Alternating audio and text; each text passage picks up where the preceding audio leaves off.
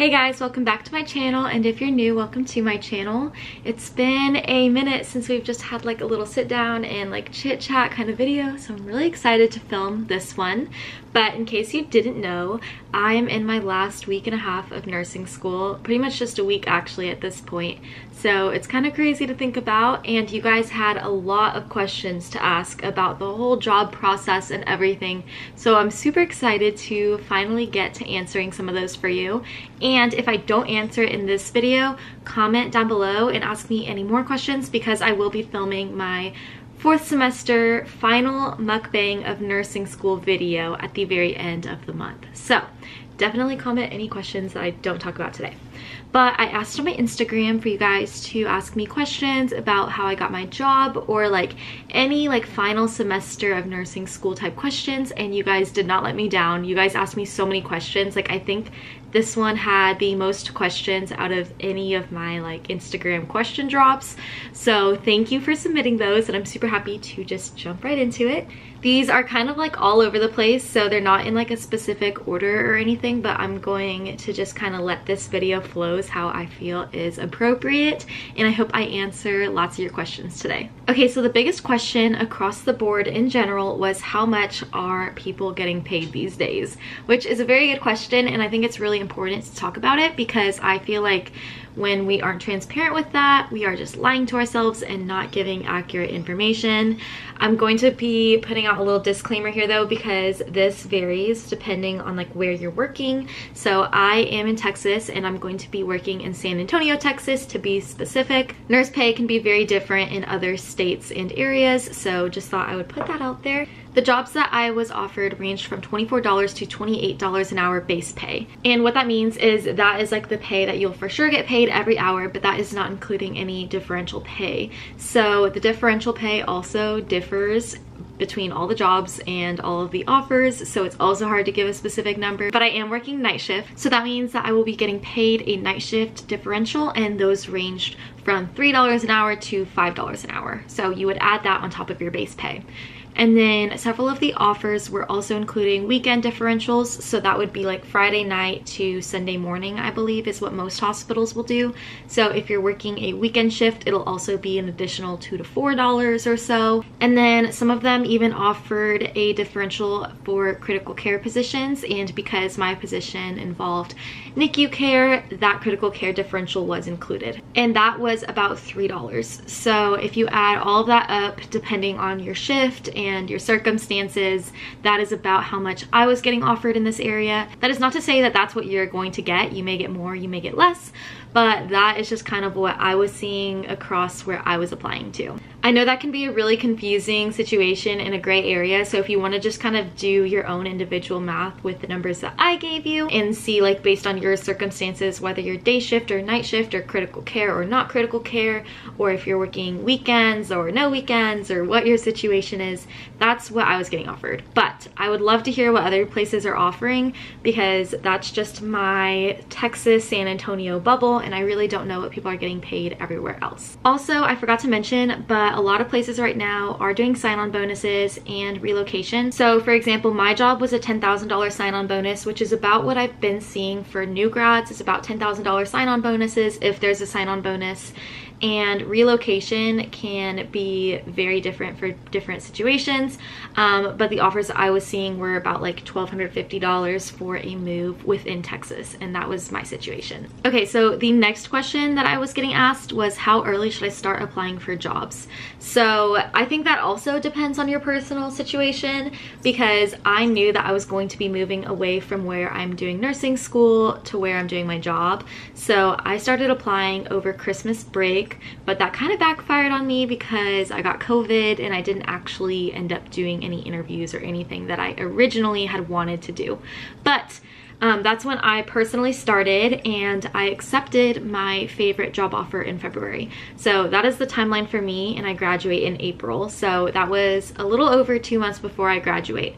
However, we do graduate in April, and I have friends that have not yet accepted a job offer, or they're still looking, or they haven't done their interviews. So everyone is kind of in a different situation. My personal advice is to look at your application dates and to apply as early as possible, because that will give you the best chance chances of picking a unit that you want in a hospital that you want before everybody else gets an opportunity to take those spots from you. So I just recommend applying as early as you can, but that earliness will vary depending on where you are. And another question that I was getting a lot is, what is your personal opinion about starting in med-surg? So I'm obviously not a nurse yet. I'm still in nursing school, so I can't give like, I guess, an experience advice, but I can give the advice that I personally am not starting in a med-surg spot and did not want to and never planned on it. And I think that that's okay, because I think that everybody should be taking jobs that they want, especially considering the burnout rate is so extreme right now. You should not be accepting a job that you don't want to have. And personally, I did not want to have a med-surg job, so I didn't want to go for a med-surg job. And I think that should go for every specialty. I don't think you should feel pressured to take an ICU job, considering there is a very high need for ICU nurses right now. I don't think you should feel pressured to take a med-surg job. I don't think you should feel pressured to take any job that you don't want.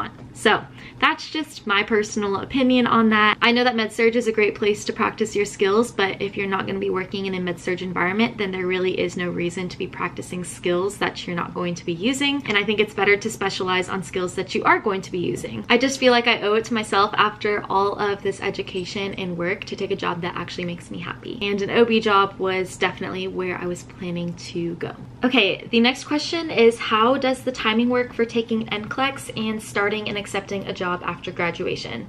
So I hate to say this again, but this also kind of varies depending on your program. But my program, we actually have to finish our classes and graduate before we are allowed to take the NCLEX. I have seen like TikToks and Instagram videos of people taking the NCLEX before they graduate. Really don't know how that works, to be honest, because that's not an option here, and I don't know of anywhere in my area that that is an option. But for me, I do have to take the NCLEX sometime after I graduate and sometime before I start my job. My job in particular is not offering like a temporary license kind of situation between nursing school and actually taking the NCLEX, but I know that there are hospitals that do offer a temporary license in that period. So it honestly just depends on where you get a job, and that's definitely a question that you should ask your recruiters, that you can decide based on your needs and your NCLEX plans what's going to work for you. Okay, another question is it hard to get into OB as a new grad if my GPA isn't great? So I honestly wouldn't say that my GPA is like super great. It kind of depends on your hospital's requirements, because there are some hospitals that don't have a GPA requirement, some that's like a 3.0, some that's like a 3.2. Or the highest requirement that my hospital's required was a 3.2 GPA. My GPA was above a 3.2, but it's nothing like super crazy high. So honestly, I wouldn't say that your GPA has to be super high. And also for the hospitals that don't require that 3.2 or don't require a 3.0 or whatever, you can also still get an OB job at those hospitals. So I wouldn't say that your GPA is going to be the determining factor on whether or not you're able to get a job in OB. I think that there are a lot of other things that help you stand out as an applicant, and I can go through my resume in a little bit with you guys and talk about some of the things that I did. GPA is definitely not a determinant of your worth, so never feel like it is. And if you have a lower GPA, just make sure that you have other experience and other things that can kind of help you to stand out to any recruiters. And yeah, don't lose hope on the job process over something that is just your GPA, because you have so many other assets too that make you great. Okay, so the next questions are all about my interview process, and then the last questions are about my job in particular and how I'm feeling about them. So I'm gonna go ahead and jump into my interview section. A lot of my questions were just simply if I had any interview tips or if I had any advice on how to stand out, so I thought I would go through that with you guys today. In my program, we actually had to take a lecture class that would tell us like all the things that we need on our resume, or how we need to have our portfolio done, or all of those things. And I personally did not pay attention to it and did not listen to it, and I did my own thing, and so did a lot of my other friends. And I'll tell you why in just a second. Speaking specifically for me and Adele, Adele took a job in Missouri because that's where she's moving after graduation, and I took a job in Texas. We both wanted to be a little bit more creative to help us stand out in our applications, especially because we didn't have clinical rotations in the hospitals that we're taking jobs at.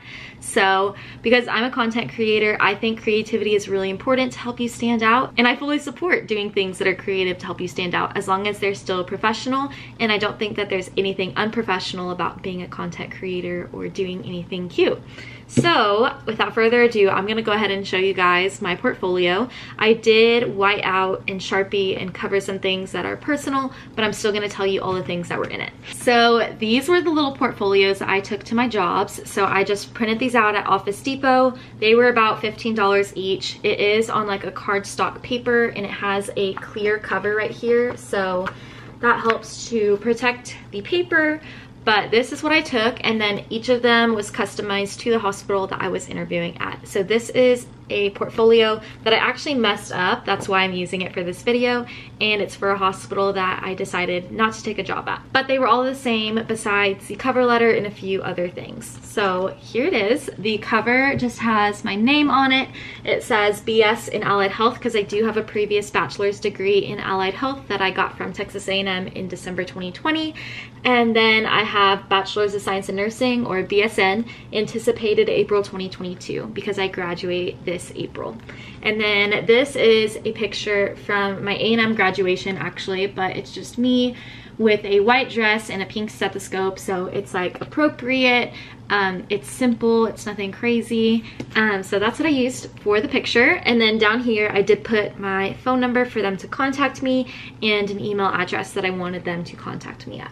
The back is just this black Regency paper, and the binding is just this black spiral binding. You can change them to be different colors and stuff, but I personally felt like this was simple and still professional. So then when you open the book, the first thing that you'll find in here is the table of contents. So it is just this very basic font. It says table of contents, and then it lists it out. So I have my cover letter, resume, reference letters, certifications, memberships, and academic transcript. And then it has this little cross design that is just in this really basic brownish pinkish kind of color. This is from an Etsy template. There are so many of these on Etsy. I can try to find the one that this one is and link it down below if you want it. Honestly, I don't really remember the exact link because Adele's the one who picked out this one, but if I do find it, I will let you guys know. So the first section is obviously my cover letter, as it said. This was in like a tannish colored situation, so I altered the colors to like kind of fit my personal aesthetic. So I did this like blush pink kind of color. It says cover letter section 1, and then it's just in this little block. For Adele's, we did change hers to be powder blue and pale pink because she was applying for a job in the NICU, and that is the job that she accepted. So it kind of fit the more like NICU aesthetic that she was going for. So honestly, this is like a really fun place to be creative but still keep it simple. None of these colors are really vibrant or obnoxious. They're just really simple and professional. So this next page is my cover letter, and I'm only covering it because I don't want anyone to like fully copy my cover letter. But I did at the top put my name, my address, my phone number, and email. Then I put the date that I was writing the letter, or the date of the interview if you know what that is. I basically just put that I'm responding to a job advertisement on their website for a new graduate insert position. So nurse residency position, NICU position, whatever you're looking for in San Antonio, Texas, or wherever the location is. And then I mentioned that I'm a 4th semester nursing student, and I mentioned my nursing school, which is the University of Texas Medical Branch. I mentioned that I'm almost done with my coursework and in search of a position for post-graduation. And then I basically started hyping myself up and said that I am the perfect candidate for the position in the hospital. I talked about my educational background at Texas A&M and UTMB. I talked about my clinical experience, and I talked about what I was currently working on. So at the time that I wrote this particular cover letter, I was in my critical care rotation at UTMB on Thursday night shifts. So I mentioned that I was doing my critical care and that I would soon be beginning my 7-week capstone.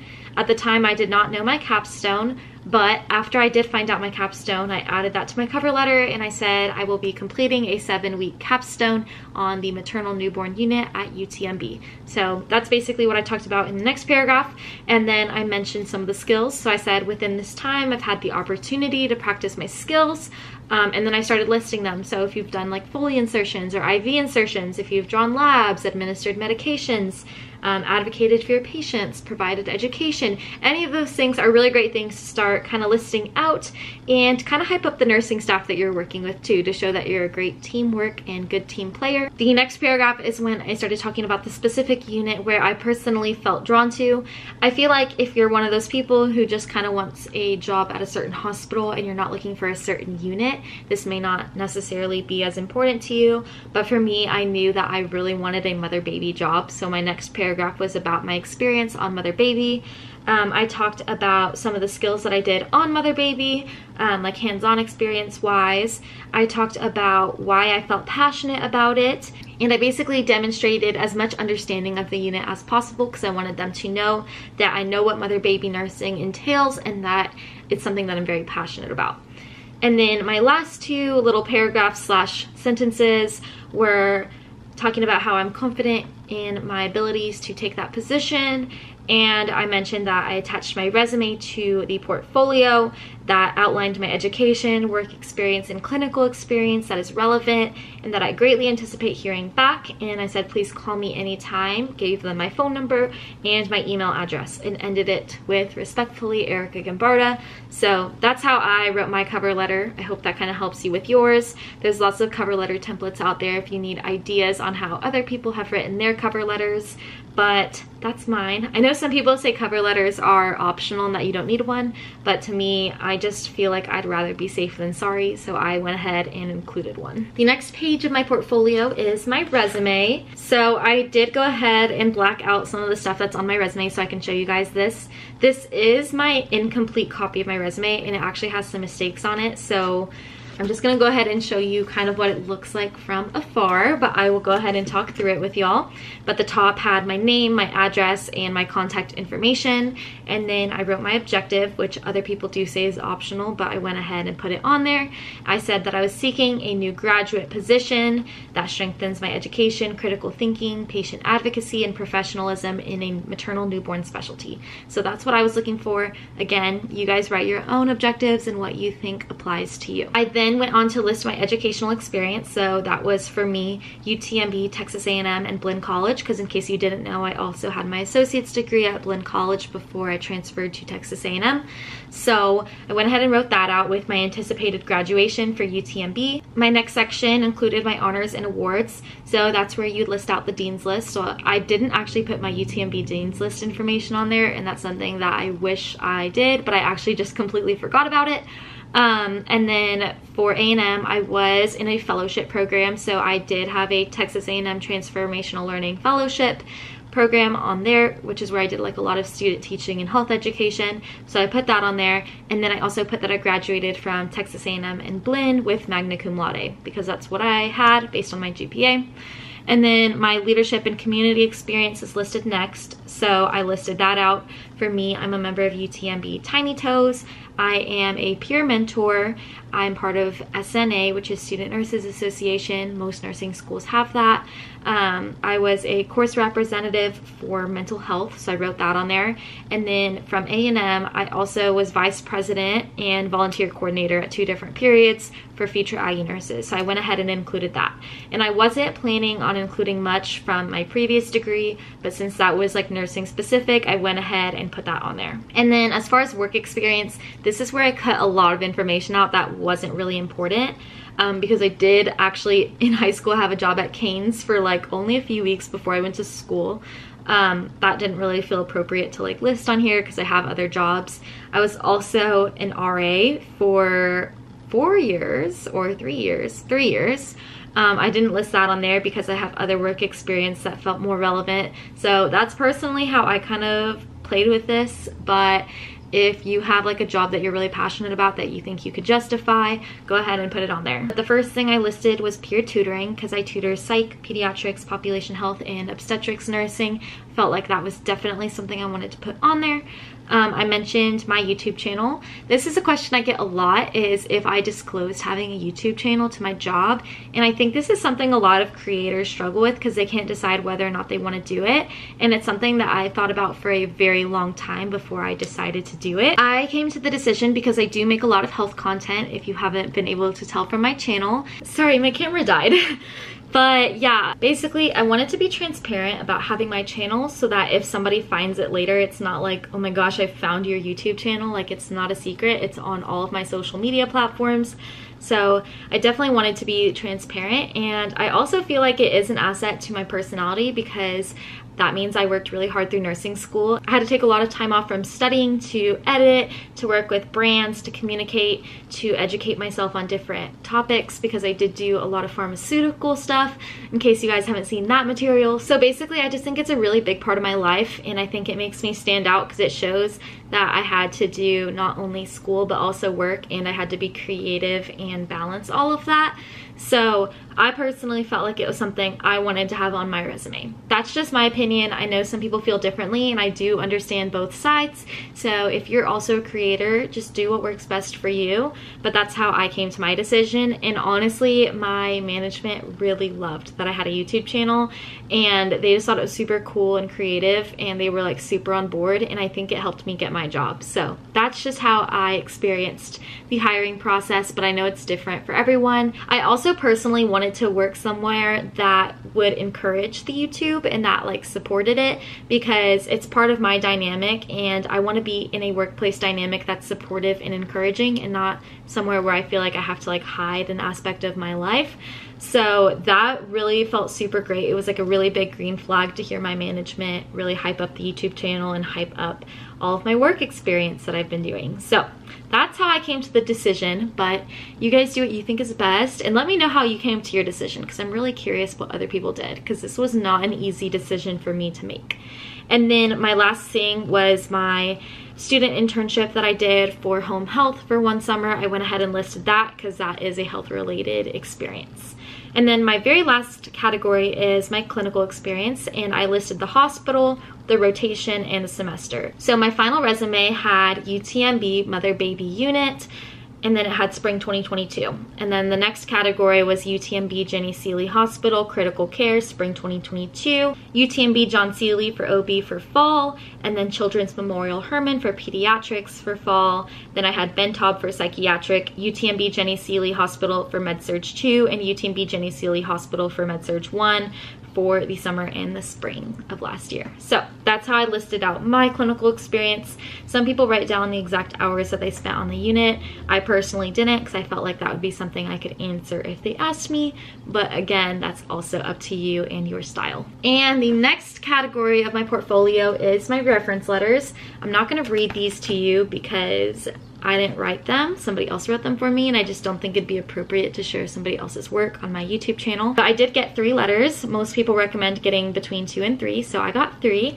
My very first letter is from my OB clinical instructor, because I knew I'd be taking an OB position, so that's why I put that one first. The next page is from my mental health professor, and I chose to put that one second because I was his course representative, so I felt like he knew me very well, so that's why I put his second. And then my third one is my pediatrics instructor, because I am taking a job on mother baby, so that is a pediatrics like position. However, that was an instructor that I didn't get to know as well just because of the whole COVID situation. I only met her in real life 3 times, so I put hers last because hers had the least personal information, but it was still very beneficial to include. So that's how I did all of my reference letters.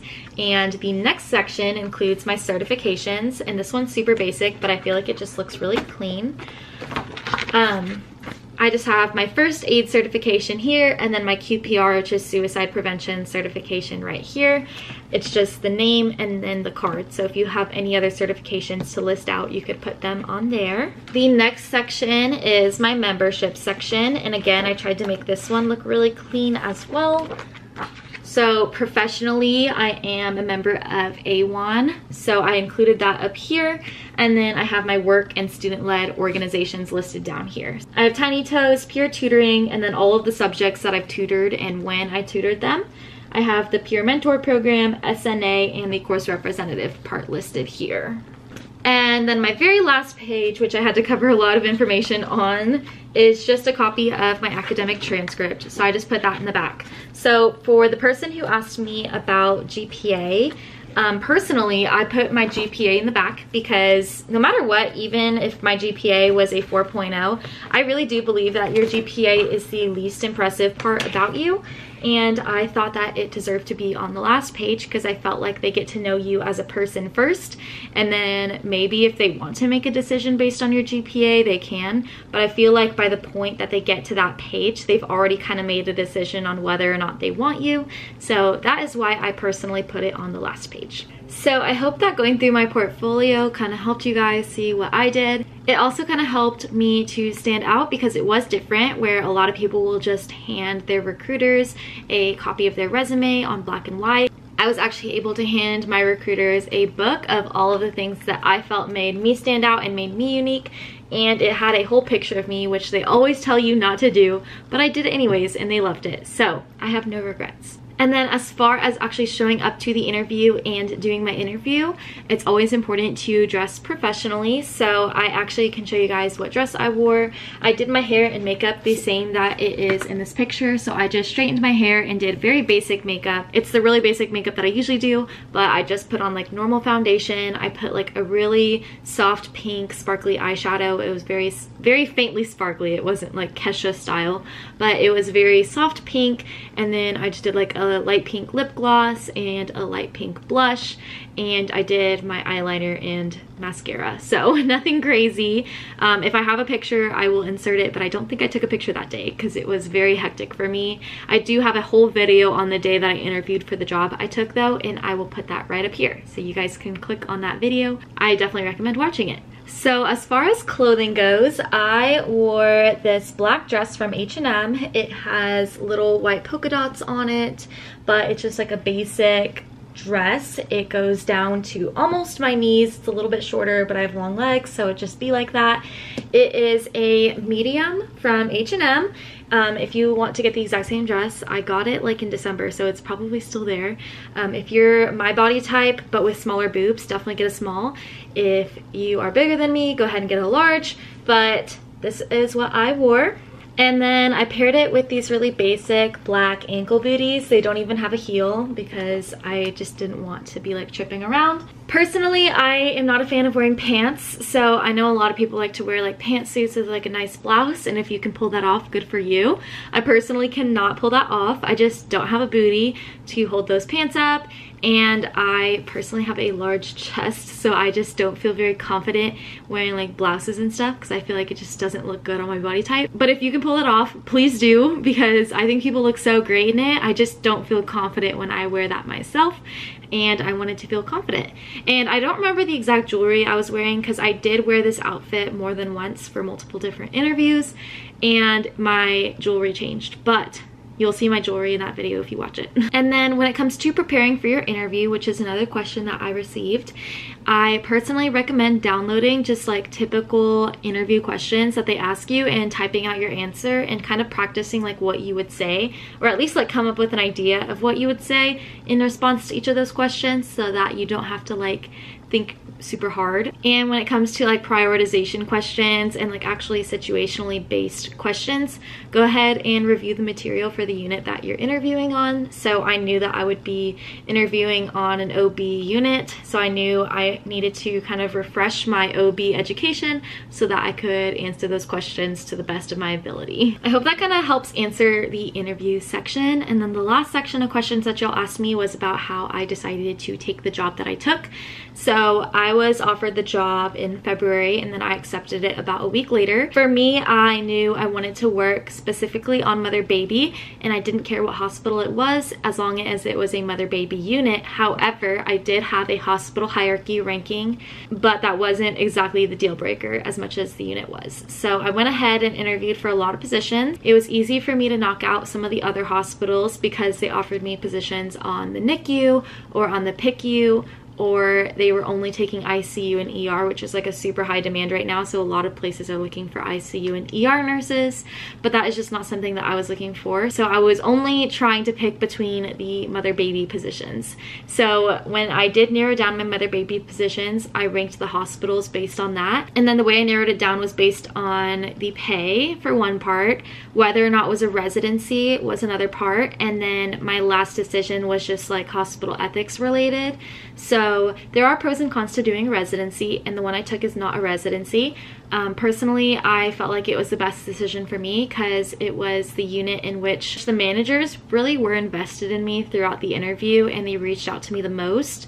They honestly were the most welcoming and the most accepting, and they talked the most about how they were going to train me and how I was going to be super great and how they would always have my back and blah blah blah. And the residency positions really felt like I was just a number to them because they wanted me to like rank my favorites, and then they were gonna match me, but I never actually talked to like managers. It was always like recruiters, and then it was managers, but like they did it based on the information they got from recruiters, and I just didn't really feel like an individual as much in those situations. And I felt very confident that since I do have a capstone on mother baby, that I will have a lot of mother baby experience going in. So that's why I came to the decision. But I think that there are a lot of other situations where a residency would be more beneficial, and I think that that really depends on the individual person. And then as far as hospital ethics go, you definitely have to analyze your own personal beliefs. And for me, when I was looking into mother baby, a lot of those beliefs are on women's health, and my beliefs didn't exactly align with the beliefs of some of the hospitals in the area that I was applying to, and a lot of them are religious based, and the one I did take is religious based. However, it wasn't as strict as some of the other hospitals were, because that's something that's really important to me, and like female autonomy and women empowerment is like something very, very, very important to me. So I knew it just wasn't going to be the best decision for me to work somewhere that doesn't allow access to contraception and things like that. My next question is, how did you know that the mother baby unit was right for you? And that's a super good question because I did not know that I was going to fall in love with mother baby the way that I did. I started my OB rotation super excited, looking at labor and delivery, because I feel like that's what everyone thinks about when they think of OB nursing. But my nights on labor and delivery were honestly kind of slow, and they were action-packed whenever something happened, but there was a lot of monitoring in between, which I think is great if you're really into that. But for me, I just felt like I wanted to be like with the patient more, and the patient would be like in pain or uncomfortable. So it just wasn't the dynamic I think that I was thinking it would be. But on mother baby, they are fresh there with their new baby. They're in a better mood because they've gotten through the pain of delivery, and they're definitely tired, but they're still like excited. And then I also get to do a lot of education on the newborn stuff. So I get to go through like the newborn screening and educate the parents on how to care for their newborn, how to feed their newborn, and how to make educated decisions going forward. And I am super passionate about education, so I love moments that I can educate as a nurse and help somebody go home feeling more empowered. So that is something that I just really, really, really loved about mother baby. And honestly, I never really wanted to work in pediatrics. It was not my thing. But the dynamic of having the baby with the mom on the unit as like a couplet was really attractive to me. I just really like the idea of having mom and baby together so that they have that like family dynamic starting in the hospital and starting through that healing process. So I just really loved mother baby, and I knew I wanted to be there, and I'm lucky enough to have gotten a job offer on mother baby. It also got to a point where when I was applying for labor and delivery positions along with mother baby positions, I was really second guessing putting labor and delivery, and I actually went back and changed them to mother baby. And it was something that was like keeping me up, thinking about going back and forth on whether or not mother baby was what I wanted. And I knew that it was secretly because I wanted mother baby and not labor and delivery. So I just knew that there was like a little itch inside of me that was not ready to take a labor and delivery position the way it was ready to take a mother baby position. And then the last question that I'm going to answer in today's video is, how nervous are you to graduate and fully work as a mother baby nurse? and I'm definitely nervous to start working on my own, but luckily I do have an 8-week orientation still, so I don't have to start alone right away. So I'm really excited to go through that process and kind of learn my hospital, because I am familiar now with mother baby after doing OB and doing my capstone on mother baby, but I've never done mother baby at the hospital that I'm actually going to be working at. So I'm excited to learn like that new dynamic and that new schedule, but I'm definitely nervous because it does require a lot of like being on your feet and being quick to learn, because I have such a short orientation. So that is just something that y'all will hear a lot more about as I get to that point, because this YouTube channel will be extending, of course. It's not going to stop when I graduate nursing school, so we can talk through those feelings when the time comes. But I hope that this video helped answer some of your questions about how I got my job and how I'm feeling about it, and like the experiences that we're having here in Galveston. I would love to hear how you guys got your jobs and how you've come to your decision, or where you are in that process, or what you're interested in. Like, please comment down below if you're watching this video, because I just want to learn more about you. But if you watch this whole video, comment some purple heart emojis down below, at least if you don't let me know more about your job process. And if you like this video, please give it a big thumbs up. It helps me out so much, you have no idea. And don't forget to subscribe to my channel down below if you haven't already, so you guys can join me on this journey of graduating, taking my NCLEX, and starting my mother baby position. And I can't wait to see you guys next week. But please let me know if you have any more questions. And yeah, anyways, see y'all next week. Bye.